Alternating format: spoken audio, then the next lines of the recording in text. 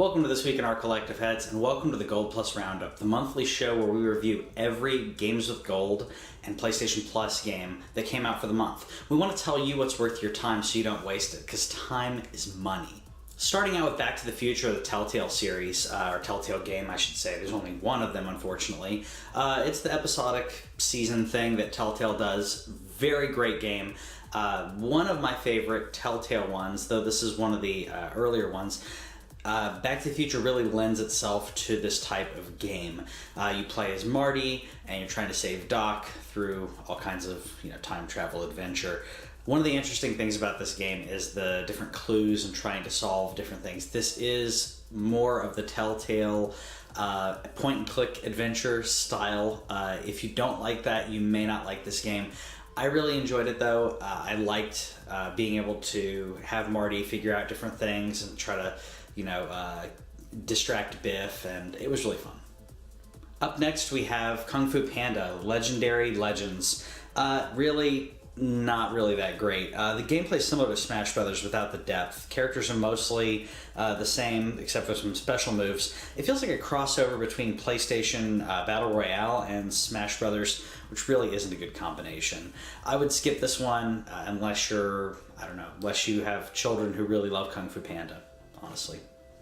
We also have Darksiders 2, the Deathinitive edition, and this is probably my pick for the month. Darksiders is great. Darksiders 2 improved on what the first one did. The gameplay mechanics and the story are fantastic, and getting the Definitive Edition, or Deathinitive Edition as they call it, is really a treat here. You're really going to enjoy this game. We did get the regular version before on Xbox, but here you're getting a full version. It's fantastic. Highly recommend it. The Syberia Collection for PS3 is great. So it's an exploration, third-person adventure game that works pretty well. It's 3 games in one, so it's a really good bargain here for being free with your subscription. The game got critical acclaim when it came out, and it really deserves it. This is a great game, and it's something different than the regular run-of-the-mill games that you guys are used to, so I think you'll really enjoy it. Check it out. Warhammer End Times Vermintide is Left 4 Dead in the Warhammer franchise. This is really cool and really fun. I did not expect this, but it's really entertaining. The missions, if you want to call them that, are creative. The environment is really cool because you're taking the 4 on X amount of enemies idea and bring it into the medieval fantasy, which is really cool.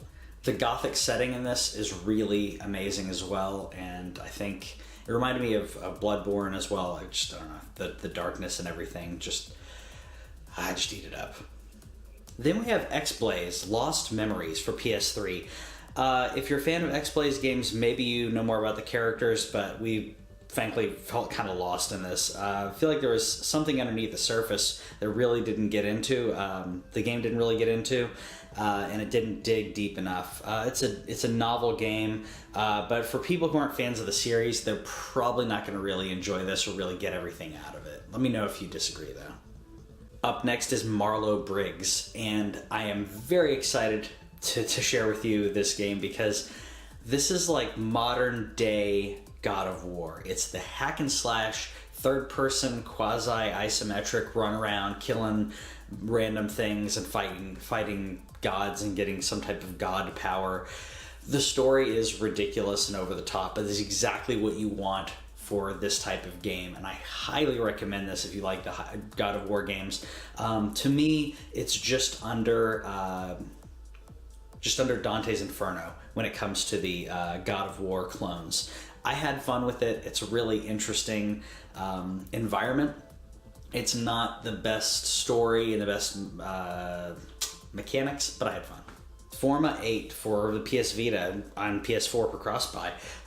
Pick of the month for Kevin. Good exploration, interesting mechanics, even if the mechanics aren't really that well explained, and consistent, interesting twists on the skills that you have within the game. So that's Kevin's pick. Let us know what you think.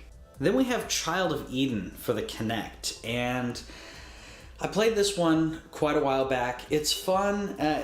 for the Kinect. The visuals are beautiful, and it actually works pretty well for a Kinect game, especially for a 360 Kinect game. But honestly, if you don't have a Kinect, I would really skip this game. To me, it's novel. It's not that great. It's fun, but it's very niche. Another one to skip would be Wanted Core for the PS Vita. As you guys probably know, twin stick shooters are Kevin's favorite thing, and if he tells you to skip this game, you need to skip it.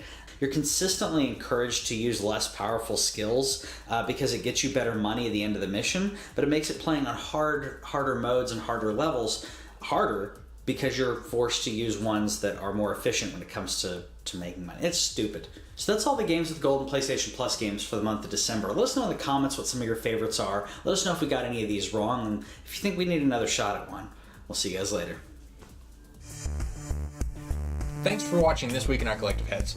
Subscribe over here and click the bell, and that way you'll know about any new videos that we put up, because we put up a lot of gameplay, a lot of stories from games and stuff like that, and gameplay is down here. Yeah, and you got more editorials and news stuff down here. Check it out.